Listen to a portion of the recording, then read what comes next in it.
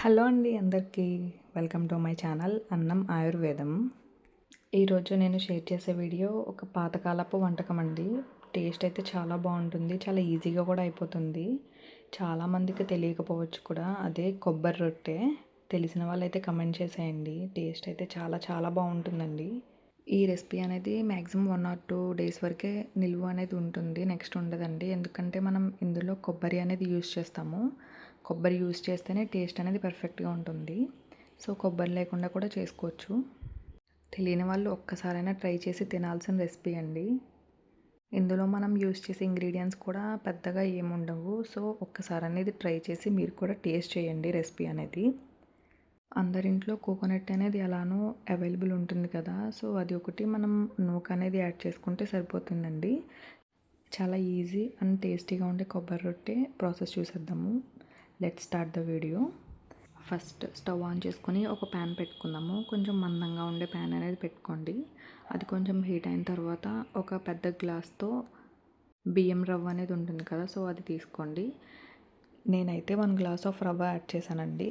So చూస్తున్నారు కదా వీడియోలో చూపిస్తున్నట్టుగా మనం లో ఫ్లేమ్లోనే మనం కలుపుకుంటూ ఉండాలి, లేకపోతే కింద మాడిపోతుంది. మనం చాలా లైట్ గోల్డెన్ కలర్ వచ్చే వరకు కూడా మనం నూక అనేది బాగా ఫ్రై చేసుకోవాలి.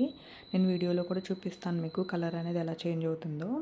సో నేను వీడియోలో చూపిస్తున్నట్టుగా ఈ కలర్ వచ్చే వరకు బాగా ఫ్రై అయిన తర్వాత అది కూల్ అయ్యే వరకు పక్కన పెట్టేసుకోవాలి.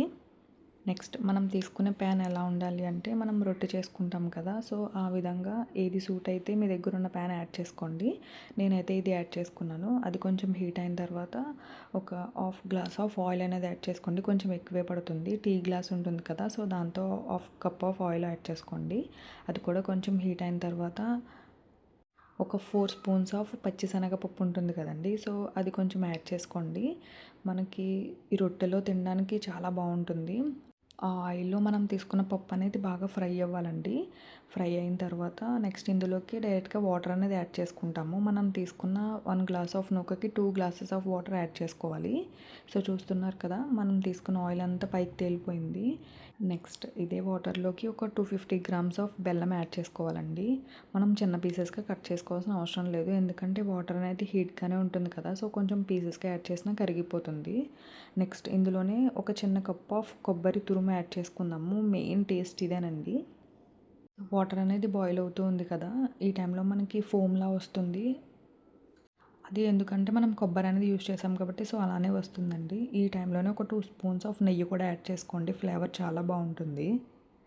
మనం తీసుకున్న బెల్లం అనేది కరిగే వరకు ఈ వాటర్ అనేది అలా బాయిల్ అవ్వనివ్వాలండి.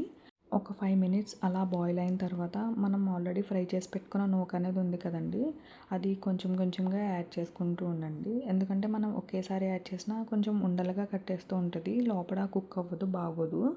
సో కొంచెం కొంచెంగా యాడ్ చేసుకుంటూ మనం గరిటెతో తిప్పుకుంటూ ఉండాలి. ఇలా నూక అంతా యాడ్ చేసిన తర్వాత మనం లిడ్ క్లోజ్ చేసి లో ఫ్లేమ్ అనేది టర్న్ చేసుకోండి. నెక్స్ట్ మనం తీసుకున్న నూక అనేది ఈ విధంగా చేంజ్ అవుతుంది. అప్పుడు ఒక గరిటె తీసుకొని మనం లోపల అనేది బబుల్స్ లేకుండా దాన్ని ప్రెస్ చేసుకుంటూ ఉండాలి. నేను వీడియోలో చూపిస్తున్నాను కదా, సో ఈ విధంగా చేసిన తర్వాత నెక్స్ట్ లిడ్ అనేది క్లోజ్ చేసి పెట్టుకోవాలండి.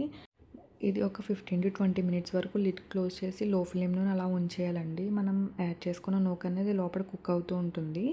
నెక్స్ట్ వెంటనే స్టవ్ ఆఫ్ చేసిన తర్వాత కూడా ఒక 20 మినిట్స్ అలానే వదిలేయాలి, ఒక హాఫ్ అన్ అవర్ వరకు. ఎందుకంటే దాన్ని ఏం డిస్టర్బ్ చేయకూడదు. లోపల అనేది కొంచెం గట్టిపడుతుంది కదా, తర్వాత మనం కట్ చేసుకుని పీసెస్గా చేయడానికి బాగుంటుంది. నెక్స్ట్ మనం స్టవ్ ఆఫ్ చేసిన వెంటనే ఒక హాఫ్ అన్ అవర్ అలా వదిలేయాలి. నెక్స్ట్ వదిలేసిన తర్వాత మనకి ఈ విధంగా టర్న్ అవుతుంది. అప్పుడు మనం పీసెస్గా కట్ చేసుకుని వేరే ప్లేట్లోకి తీసుకొని సర్వ్ చేసుకోవడమే. టేస్ట్ అయితే చాలా బాగుంటుందండి. మనం ఈ నైట్కి చేసుకుంటే తర్వాత రోజు మార్నింగ్ అయితే టేస్ట్ ఇంకా బాగుంటుంది. ఒక్కసారి అనేది ట్రై చేయండి. మనం బెల్లం కూడా యాడ్ చేసాం కాబట్టి స్వీట్గా కొంచెం పప్పులు అనేవి కూడా యాడ్ చేసాం కదా, సో వాటి టేస్ట్తో చాలా బాగుంటుంది. సో వీడియో అంతా చూసి నచ్చితే లైక్ చేయండి. ఇలాంటి ఎన్నో రెసిపీస్ కోసం నా ఛానల్ని ఫాలో కూడా చేసుకోండి. ఇంకా ఏమైనా రెసిపీ కావాలంటే కామెంట్ చేసేయండి, తప్పకుండా షేర్ చేస్తాను. థ్యాంక్స్ ఫర్ వాచింగ్ అండి.